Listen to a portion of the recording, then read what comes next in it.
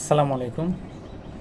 এইবার প্যানেল কোডের 165-র স ক ধারা এখানে বলা আছে, কোনো ব্যক্তি যদি এই 161 এবং 165 ধারাতে সাহায্য সহযোগিতা করে তাহলে তার শাস্তিটা হবে কোথায়?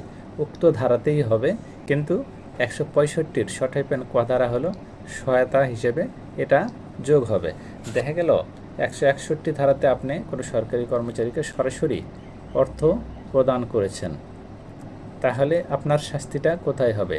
অর্থাৎ সরকারি কর্মচারী 161 ধারাতে সরাসরি নিয়ে যে শাস্তি ভোগ করবে, আপনিও কিন্তু একই শাস্তি ভোগ করবেন। তবে আপনার ক্ষেত্রে এটা কিভাবে বোঝা যাবে?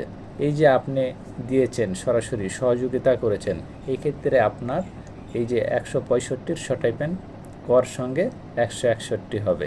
অথবা আপনি 165 ধারায় সহযোগিতা করেছেন, কোনো মূল্যবান বস্তু দিয়েছেন সরকারি কর্মচারীকে, এই ক্ষেত্রে কিন্তু উক্ত ধারাতেই আপনার দ্বন্দ্ব হবে, কিন্তু আপনাকে চেনার জন্য এই 165-র স ক ধারা আপনার সাথে যুক্ত হবে। মনে রাখবেন যে 165-র স ক ধারা হলো একটি সহায়তার ধারা। এটা কিন্তু 165-র স ক ধারায় কোনো শাস্তির বিধান নেই, এটা একটি সহায়তাকৃত ধারা।